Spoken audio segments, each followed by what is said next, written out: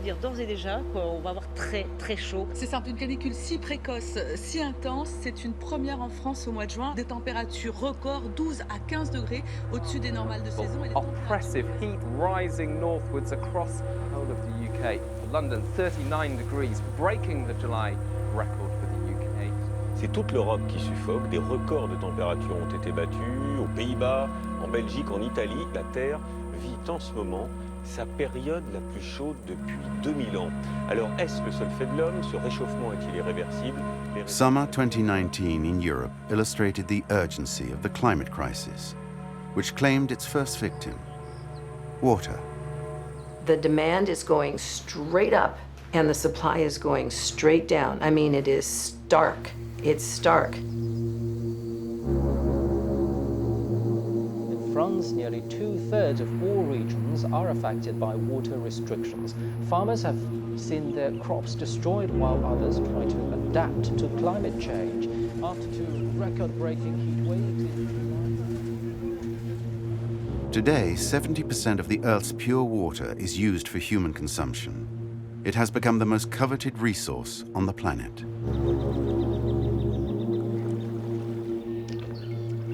To save humanity, Wall Street wants to start a revolution. Make water profitable and create water markets, just like oil markets. Water falls from the sky, therefore it should be free. Whenever I hear that, I always say, diamonds occur in nature and they're not free. It's a financial product, like any other financial product. The market is changing a bit over the last couple of weeks. It's around that $485 to $495 a litre mark today. We're just at the beginning of this water financial revolution. What about the guy that can't afford it? That guy still needs water. The blue gold rush has begun. Can anyone stop it? The human right to water means that it's not a charity, it's an issue of justice. This is the issue of our time. This is the crisis of our time. With financial pressure on human mobilization rising, the battle over water has already begun. Who will come out on top? The planet, the people, or the markets?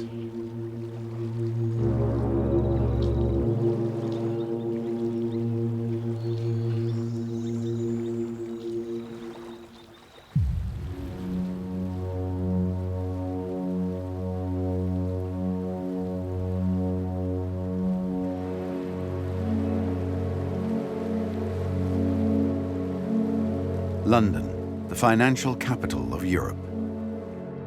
Here is where the relationship between water and finance first began 30 years ago. At the time, it was simply a question of commending the virtues of privatization. It was Margaret Thatcher, Prime Minister at the time, who championed the cause. That even socialist France knows privatized water is a better deal than nationalized water. That the water privatization, I believe, will go very successfully indeed.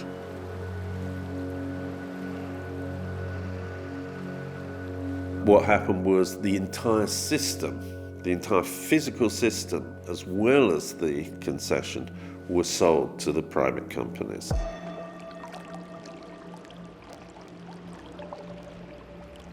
One of the first things some of the companies did was to start cutting off water supply to people who hadn't paid their bills. One company, for example, disconnected 11,000 customers. And as far as the company was concerned, they could stay disconnected. If they didn't pay their bills, they didn't get any water.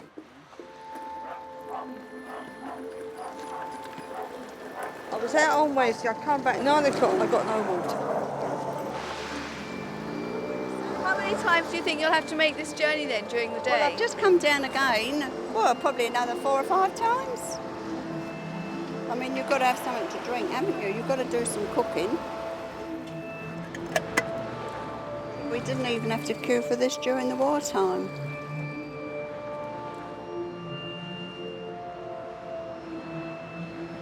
I said myself, it's disgusting. But from the market perspective, that doesn't matter. The market couldn't care less if people die of cholera. Really, that's not their job. Their job is making money, and they've done that very well.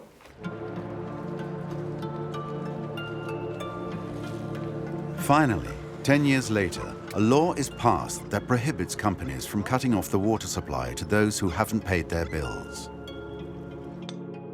But this is not enough to deter the financiers. On the contrary, in the early 2000s, a new generation of traders enter the world of water, namely private equity funds, or vulture funds. They are hungry and completely unaccountable. They may be funds which have a 10-year life, and they need to get their returns over that decade that they will be the owners, and then they need to find a new owner. So you have a lot of international investors, people who may never have been to a water plant in Yorkshire at all, or may never have been to Yorkshire.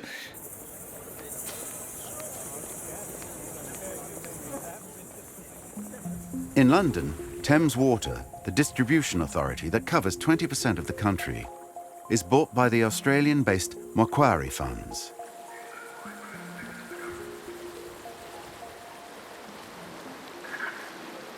I was aware of Macquarie. I mean, they were quite a famous institution in Australia, where they've been known as something, I think they were called the Millionaires Factory, because so many people who worked at Macquarie became very rich as a result of the bonuses that they earned. Macquarie were one of the first private equity companies to say these are good places to be. One of the simple reasons for that is, if you observe, there is and is going to be population growth. If there's population growth, there's going to be more water being drunk.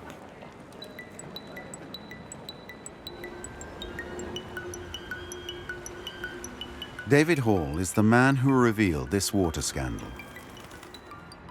In 2017, he published a study in which he detailed 30 years of abusive practices. Rising bills, soaring dividends to shareholders, and tax evasion. A caricature of financial capitalism.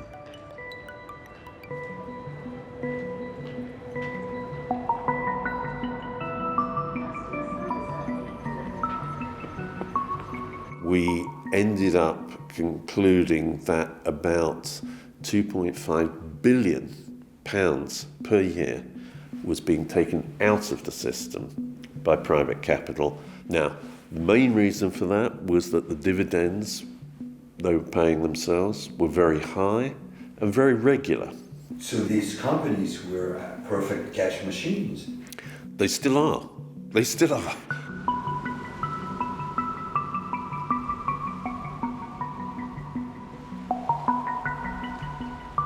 Everybody believes correctly that we are being swindled by the water companies.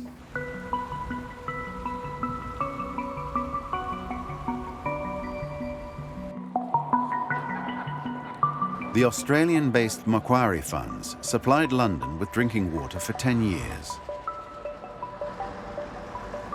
Their parting gift when they left the market? $56 billion of debt.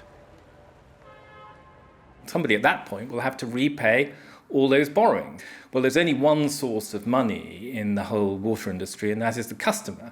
And when the customer has to repay those borrowings, that will affect the charges they have to pay. And of course, the owners will never return the dividends they've taken out. Those have just gone. I think they take a view that this is a victimless crime.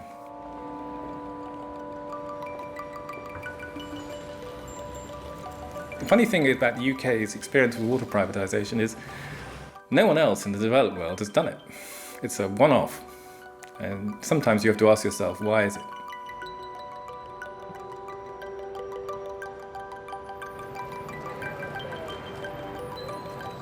Today, over 80% of Britons would like to go back to a time when water was a common, public, and essentially free resource.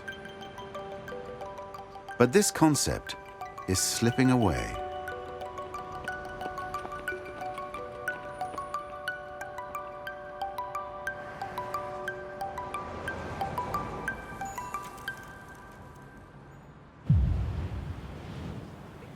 Sweltered through another 24 hours of extreme heat.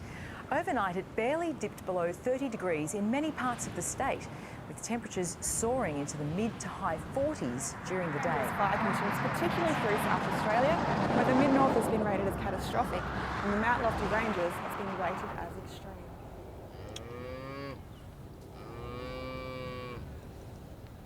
Australia, the hottest continent on the planet, on the front line of climate change.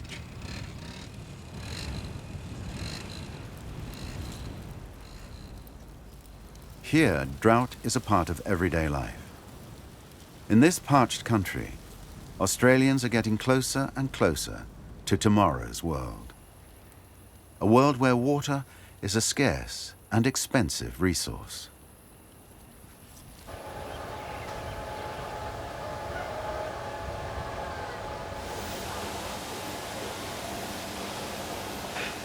Bart Dohan is a dairy farmer who lives in New South Wales, one of the driest regions in the country.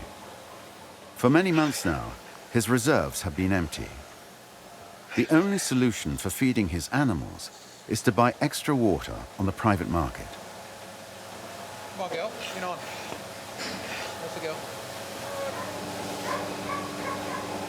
Today, to run just for my cows, it cost me close to $500,000 for 12 months of water.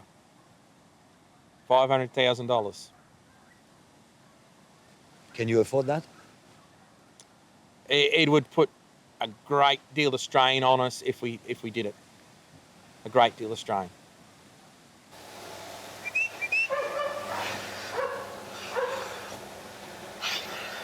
Okay. Like we know a farm in the last 3 months has already spent $1 million on water. A storm could come through tomorrow and wipe it all out too. So they've spent the money, but it's still a gamble for them whether it's going to work or not.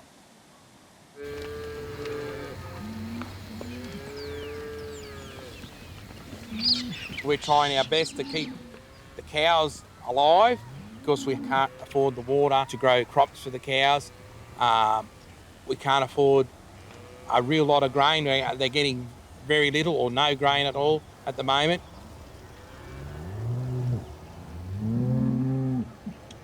So they're producing 50% less than what they should be for this time of year.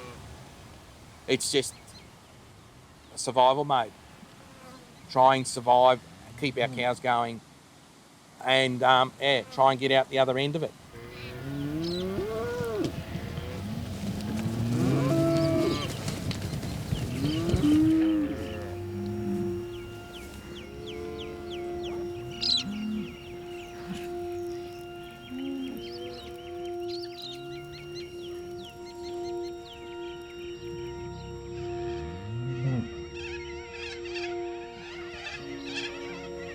Australia used to be a place of mates and helping each other out, but now it's sort of like dog-eat-dog world at the moment, especially with the water policy.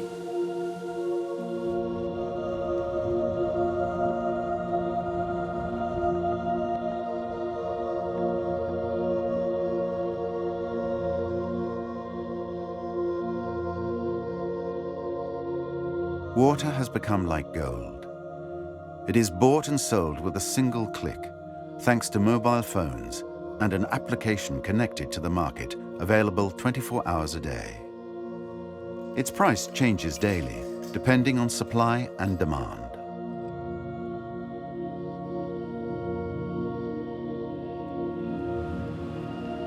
It's there, I can touch it, I can paddle my feet in it, but I can't use it.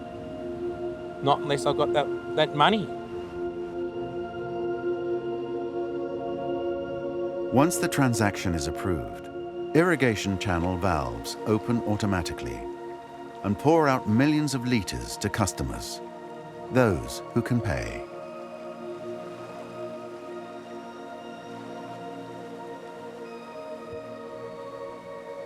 People are just taking water from us, and it's taking our life, it's taking our food from our table, more or less. Why we're doing it is hopefully next year the rivers are full and that we don't have to go back onto that open market to buy water again. Will it happen? Will it not? We don't know. We might as well play Russian roulette.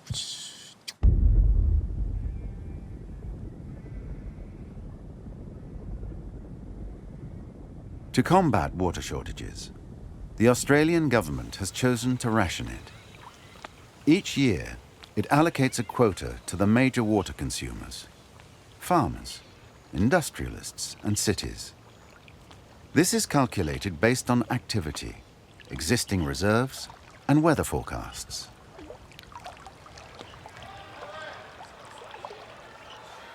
Along with this new law, called the Water Act, water markets have been created where anyone can come and purchase additional rights or sell some of their own.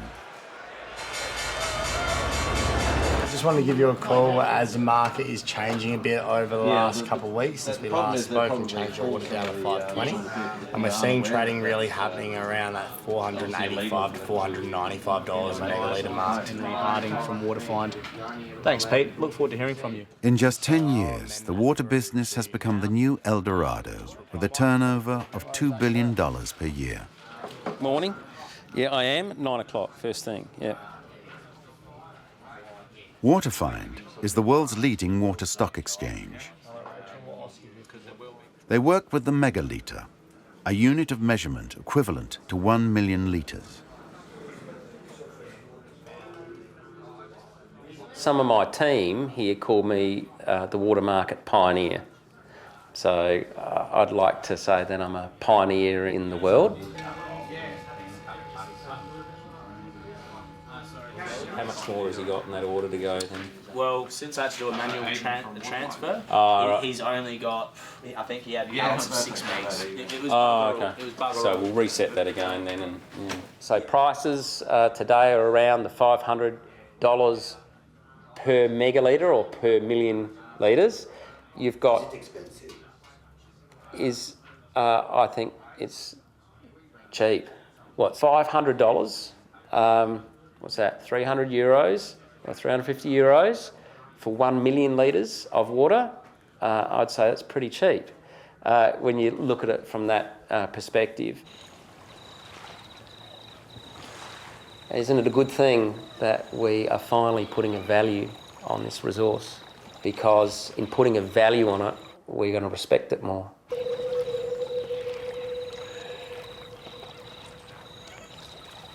In this new world, every drop counts. Water is no longer a natural resource, but a commodity.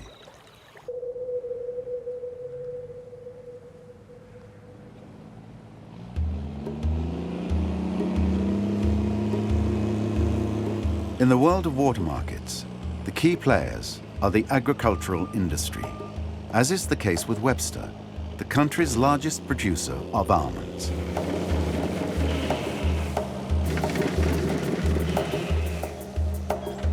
The directors of this company are among the richest water owners, at the head of a reserve worth more than $200 million.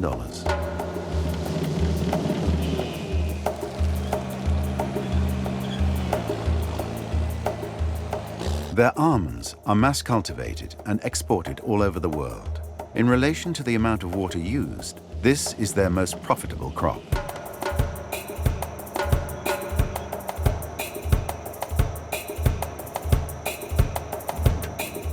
On this farm, Brendan Barry has the title of water manager. This is a new area of expertise.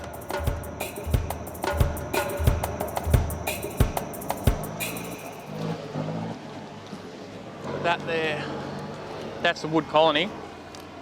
They're not quite ready. But if you grab that. They're big. Yeah, they're bigger, but the taste of them is just a different flavour.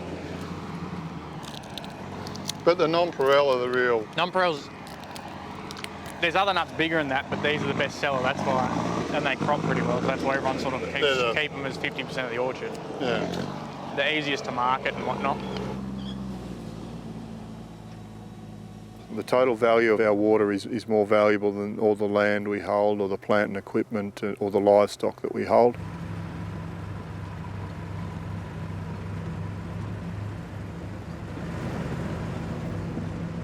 The water market in this area this year has gone from about $320 per megalitre to over $700 per megalitre, and that's in a period of around 5 months.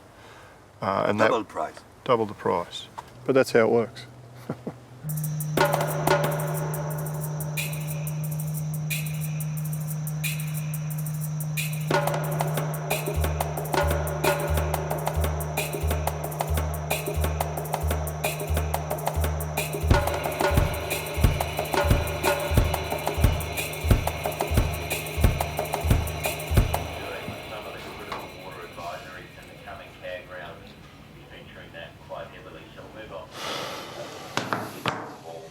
As water manager, Brendan is more of a trader than a farmer.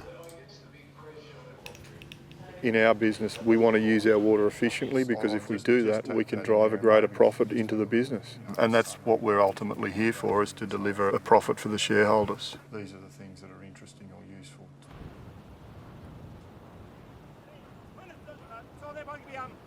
$30. $20 got behind. Come on, $20 now. 5 in front. 30. 5, 40, 50, 50, $50 got here, $50 bid, 60, 70, 80, 90, 100, and 10, and 20, 120 got, you're up, you know up, 120 got, and 80, and 300, 20, 40, 60, 80, and 400, 20, 40. You buying? 15,500 in the red corner. 15,500. Anyone else? And 5. 105 behind. 105. It's gone. That sell already? Yeah. What did they get for that? 1,800 for that one. I don't know what the little one made. So you just stopped milking and you sold the farm too, have you? Yeah. Those yard blasters, have they had much use? Never been used. Never been used. No. The water crisis and soaring prices have forced David Owen into bankruptcy. He has had to sell the family dairy farm and now joins the long list of victims of the water markets. $700, anyone else? $700, on $700.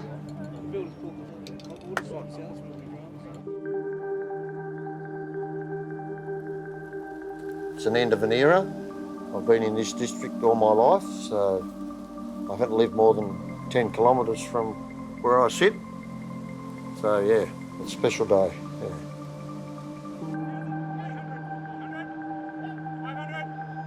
6, 7, 8, 6,800. 6, 9, round it up.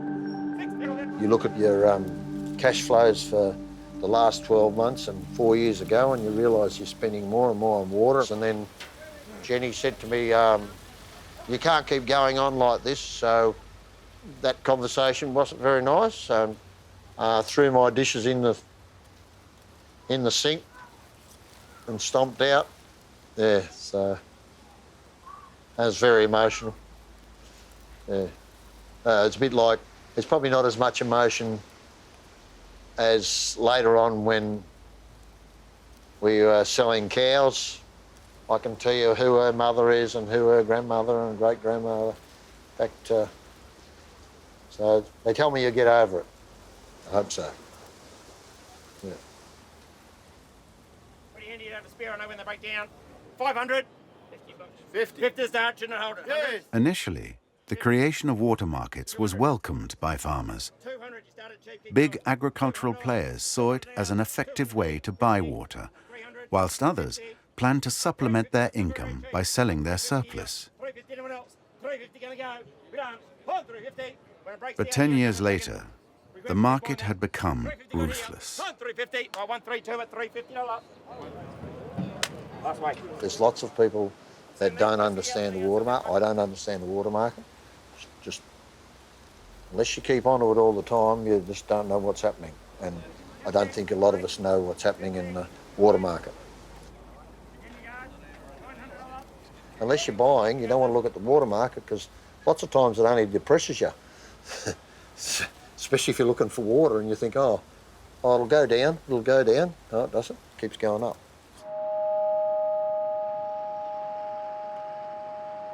South Australia is on extreme alert as searing temperatures put emergency crews on notice and authorities ready to answer any major crisis.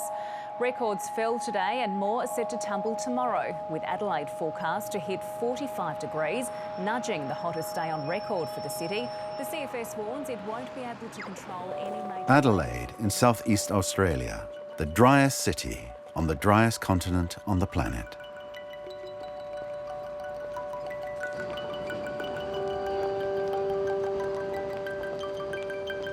Adelaide serves as a think tank. It's here at the university that the idea of water trading was conceived. And in some years you might get zero water. So they said nobody could take any more water, so you're going to have to find a way to share water. Mike Young is the founding father of the Australian water markets. A renowned economist, he attended Harvard University and has advised the United Nations. This is the man writing the new history of water. Water scarcity is really there. So water scarcity is part of the future of the world. The global predictions are that by 2050, more than half the world will be living with limited water resources, and abundance is a thing of the past. Water needs to be managed in a very precious way. In a way that drives innovation, that makes sure our water goes to the best use as it possibly can, so we make money and feed ourselves well.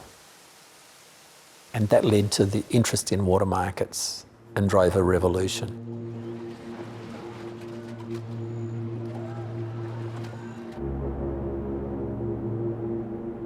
The revolution started by Mike Young has turned climate change into a market force. It's fascinating to see how sophisticated our water markets have become. If there's rain forecast in a week's time, the price of water will go down because farmers know they won't have to irrigate. If it's going to be really hot for the next fortnight, then the price of water goes up.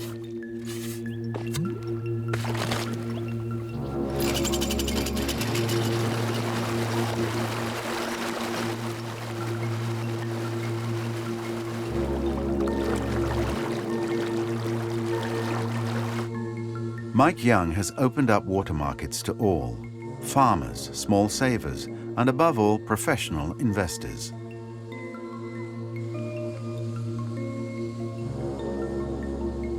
Nowadays, everybody can buy water on the stock market for consumption or simply for speculation. When water becomes scarce, and as it becomes scarcer, then somebody has to stop using it. And what markets do is they discover and reveal the most appropriate people to pull out of agriculture. As it is for making cars, as it is for lots of things, we live in a competitive world.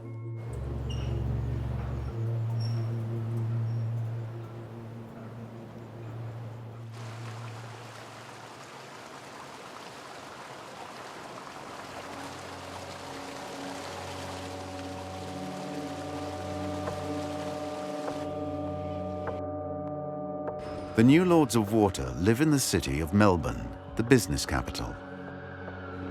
They are bankers, insurers, pension and investment fund managers. And they are gradually taking control of this blue gold.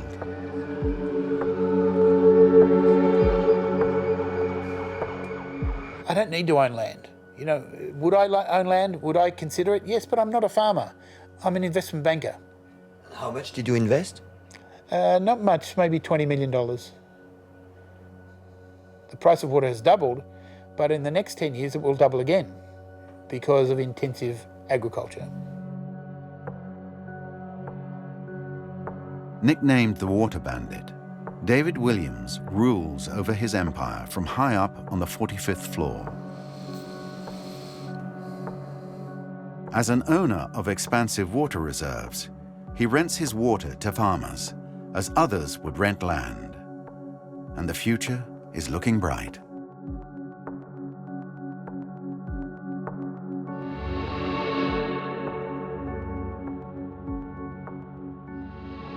If we go to 9 billion population and the Chinese want more food and the Indonesians want more food and the Indians want more food and they can afford to pay for it, then we need to find more intensive ways of growing food.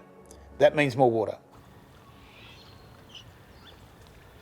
And that's going to lead you smack bang into how you get that water, how you price it, how you allocate it, and how you regulate it.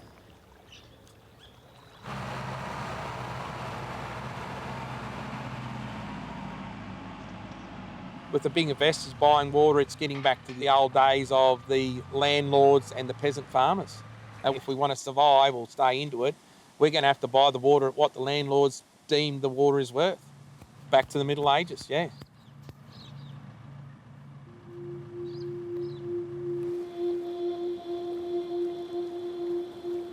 Water was the last remaining natural resource to have escaped trading.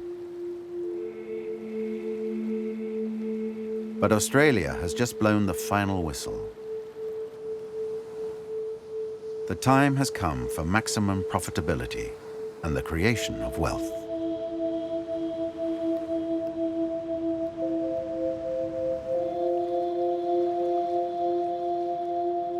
I'm a Narindri elder. I speak on behalf of my people, on behalf of this land and this water. Water, for me and my people, is a part of who we are. It's a part of our stories, our creation stories. Today is different. Australia has implemented water markets. Yeah. How do you look at that?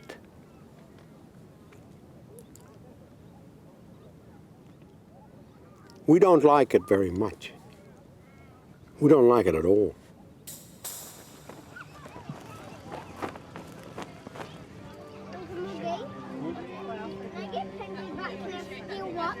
Well, we'll see. We have to paint up everyone else first, okay? That's the tan line from my paint today.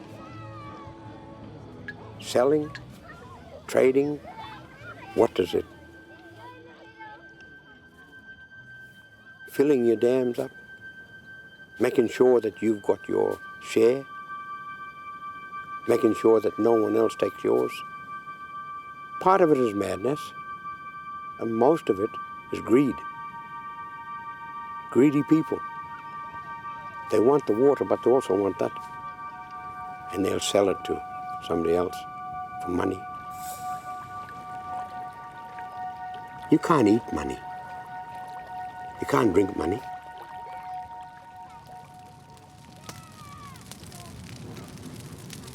Kangaroo.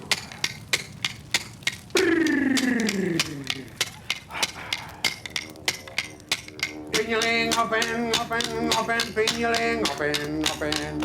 Pinyaling, yan, yan, yan. Pinyaling, yan, yan, yan. Pinyaling, open, open, open, pinyaling, open, open.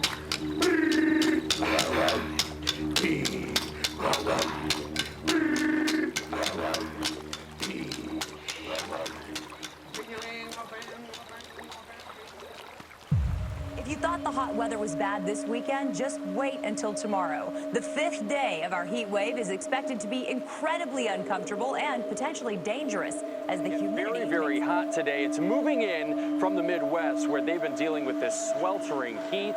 And now that it's moving here to the East Coast, it could stick around for several days, becoming a full-blown... Make water a commodity, listed on the stock exchange.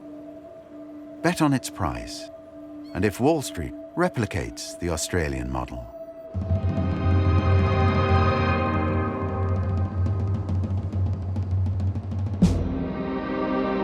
In June 2008, the investment bank Goldman Sachs starts to wonder. Is water the new oil?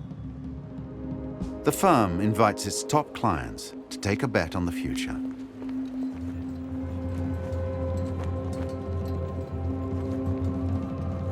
Goldman Sachs, the conference, that was me. I used to work at Goldman Sachs, and in 2008, that was a conference that I held. There's this absolute intuitive appeal that says population growth is outstripping the water supply.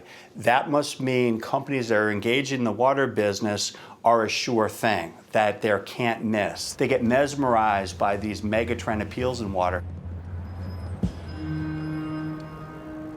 Is water the next oil? That question's not going to go away. We're just probably not ready for it yet. Goldman Sachs and its investors must wait. Public opinion is not ready yet.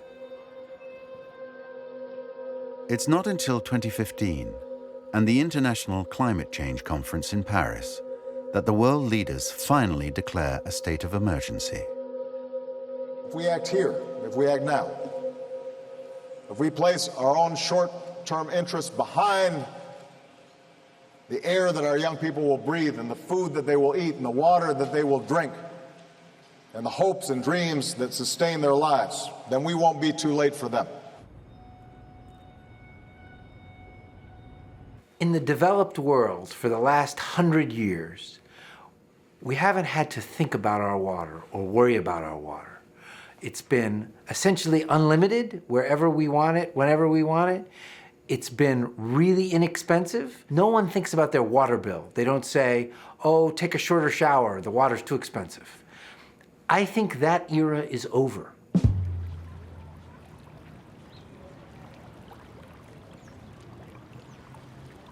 Climate change is going to have a huge impact on water availability around the world. The same amount of water is going to be available in the big picture, but we don't live in the big picture. We live in a specific place. We raise our food in a specific place.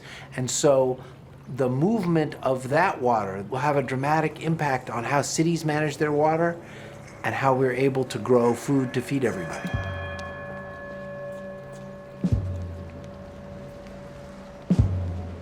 The climate emergency demands radical changes. Wall Street re-embarks on its mission. Citigroup, one of the largest US banks, publishes a report announcing the end of free water.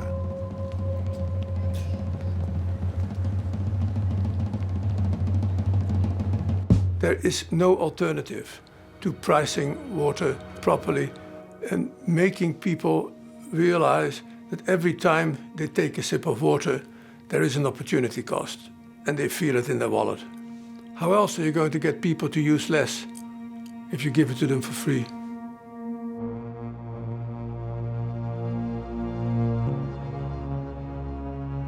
The dam has broken.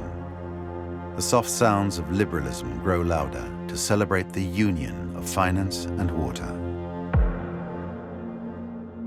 We are going to see asset markets selling water derivatives. Even the high-frequency traders, the hedge funds, would become interested. So no, everybody sees this as an opportunity that will come. The question is just when and who will push it first and hardest. And what would be their motivation in coming? Profits. While also, indirectly doing good for humanity. So it's the best of all possible worlds. What could be better? It's very immoral to trade water. Why would it be immoral to trade water? Because water is life. We pay for health care.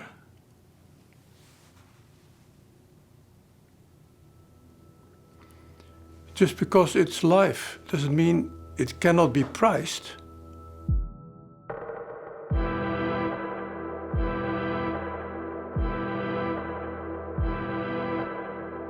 The last stage in the financialization of water. The launch of a stock market index to bet on water prices by NASDAQ a stock exchange specializing in technology. This is the first time that water has been reduced to an algorithm.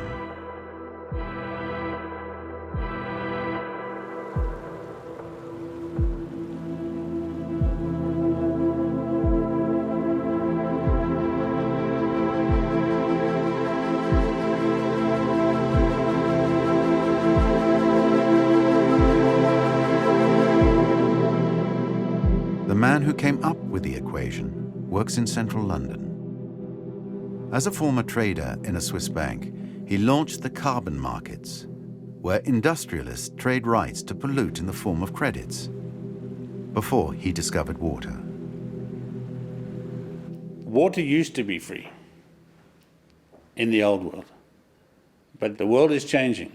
There's too much stress on the system, and the most important commodity on earth can't be free forever.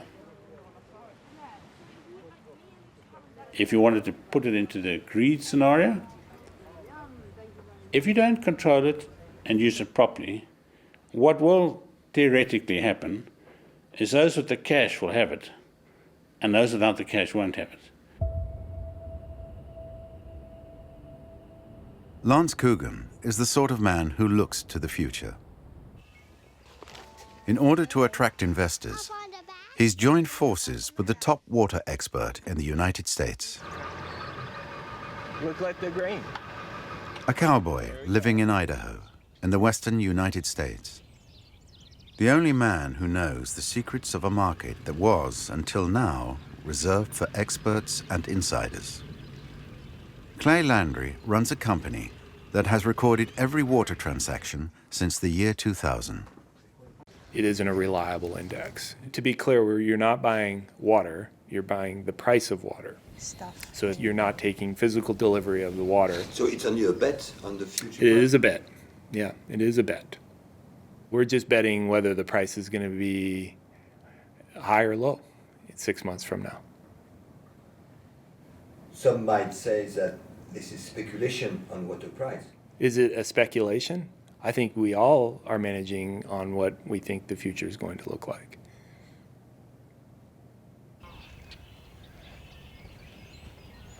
If what people are saying is coming, you better be on top of your water situation, or you're going to be without water. And what I'm doing is getting people's focus through financial instruments to see what is actually going on the ground. It changes the world of water.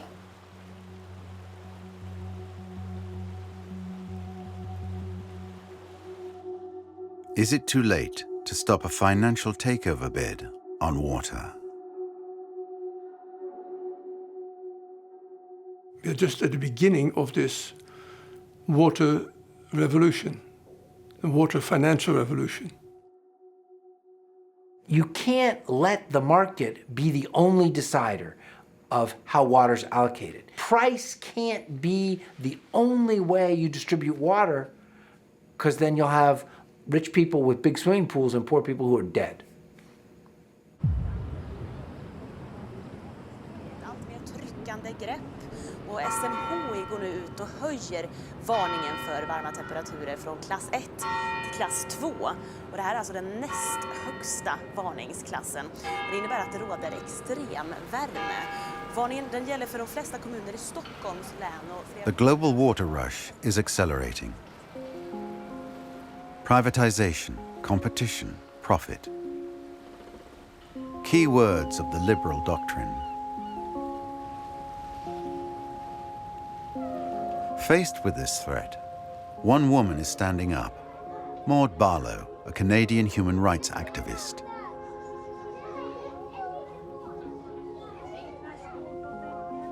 She has already won her first victory at the United Nations in 2010, when the General Assembly voted in favor of a resolution that recognized access to water as a universal right. It must be declared a public resource that belongs equally to I was all in the United Nations, up in the balcony, the day that that they voted, and I thought we were going to lose. I had staff with me. They were crying. I said, don't worry. We're going to be back in 2 years or 5 years, no matter how long it takes. We're going to be back, and we'll do it. And when they vote, they sit in their chairs, and they vote electronically, so you know right away. So boom, 122 countries voted in favor, and 41, they abstained. They didn't have the nerve to oppose, even though they actually wanted to oppose. Among the nations that abstained that day were Australia, the United States, and Great Britain, countries that have all chosen to turn water into a financial product. The human family took an evolutionary step forward at that point. And since then, every country has ratified. It's in one way or another, it's now universal. So you got it now. You got it now. Maud Barlow may have won the battle, but she hasn't yet won the war. In Stockholm in December 2018, the activist was invited by the Nobel Committee to continue her fight at a conference about the future of water.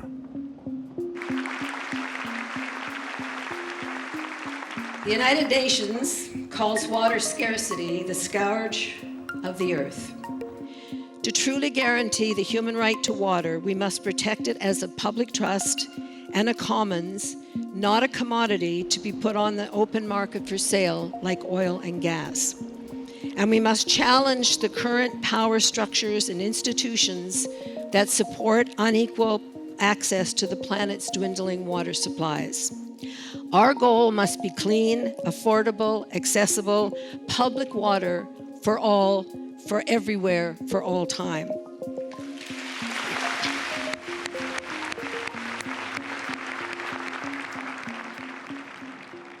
Is it the end of cheap and free water? Well, the corporations and Citigroup and others want it to be the end of free and cheap water. That's their argument. They're saying, oh, yes, it's a human right, because they can't fight that anymore because everybody says you're an awful person if you deny it, right? So, oh, yes, it's a human right, but the end of free and cheap water. When they say it's got to be a commodity, it's because they know that the scarcer it becomes in a world where you desperately need water, there's gold. It's gold. It's blue gold. In Stockholm, Maud Barlow appears as the grain of sand capable of bringing the water market machinery to a halt. There are an awful lot of people in elite circles, and let's face it, the Nobel's pretty elite, that believe that the best thing to do for the water crisis is commodify it, put it on the open market like oil and gas, and see where it goes from there, right? So for me, it represented a breakthrough in getting our message out that we have to see water as a human right, as a public trust, and something that belongs to everyone. That's our goal. It's a big goal, and not one everyone shares, I have to tell you. Thank you so much for coming. Really, really, it was wonderful. Be activists now. Just go out and sometimes it'll be hard because sometimes you'll find nobody else. It's like, why me? Why don't other people care? And it's just the way it is. And you guys will do it. I know you will. You'll be our leaders. The winds of revolt are strengthening.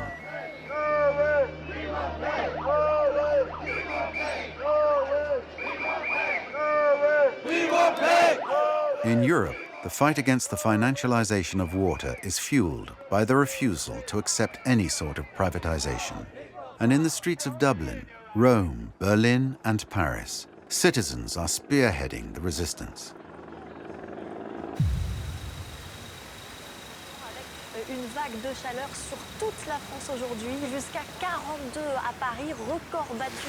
Il fait vraiment très chaud et ce la nuit, difficile de faire baisser la température des In the French capital, politicians have also taken up the fight. In 2009, the city council ousted Veolia and Suez, the two giants who shared the water market, and created its own water management company, Eau de Paris. Honnêtement, quand j'ai porté la bataille de la gestion publique de l'eau à Paris, mais personne, mais quand je dis personne, personne ne pensait que j'allais réussir. Voilà. Et quand je dis personne, c'est vraiment personne. Pour avoir vu de l'intérieur, pendant près de 14 ans, le service de l'eau parisien, je suis assez formelle sur le fait que si on veut exploiter la ressource selon les intérêts du concitoyen consommateur selon les intérêts de la ressource sur le long terme, préservation, qualité, c'est incompatible avec une logique privée. Parce que la logique du privé, c'est une logique qui sera de rentabilité de court terme.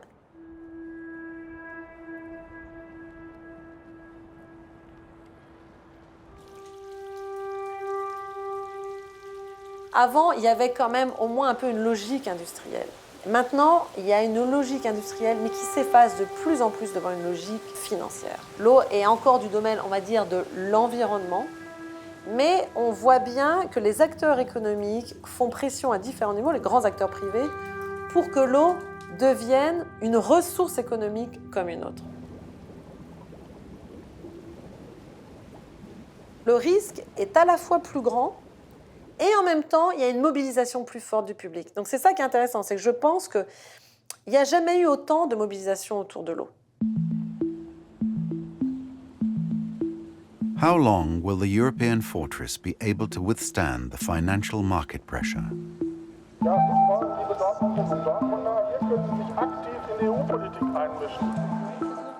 In 2012, a petition called Right to Water amassed nearly 2 million signatures, a first for Europe. Protesters demanded that water be given special status.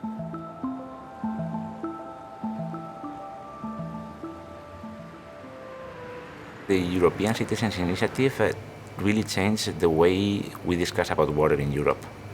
It helped creating a movement and a whole idea that water should be considered as a human right. Before, all the documents from the European Commission were starting to introduce market mechanisms. They were always pushing for liberalization.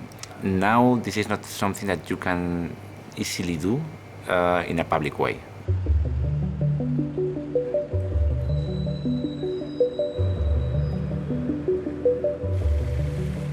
So the official answer from the European Commission was, of course, we support the human right to water, but nothing happened, no, in legislation.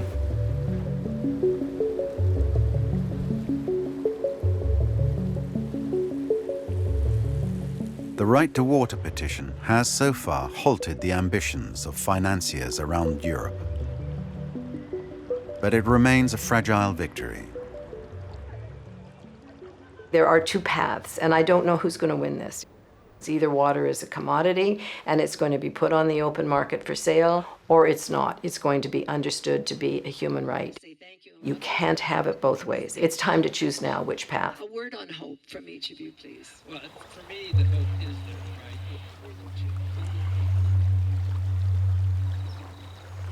I totally get the morality, but the world's a different place, and it's changing, and it's changing fast.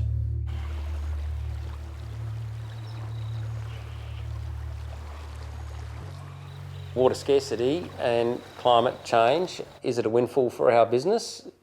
Yes, it is. Is that a bad thing? Well, I suppose time will tell. I'd be saying don't do it. Don't take on this model. People just trying to make huge amount of money out of it. You're more or less going to have to sell your soul to get the water to be able to survive.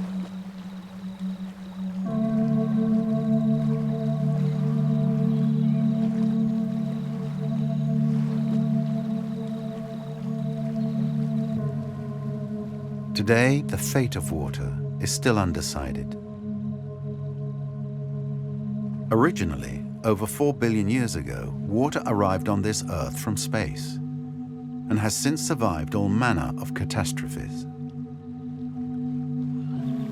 But it is now being threatened by the men who dream of turning rivers into gold. As if nature was nothing but a giant supermarket.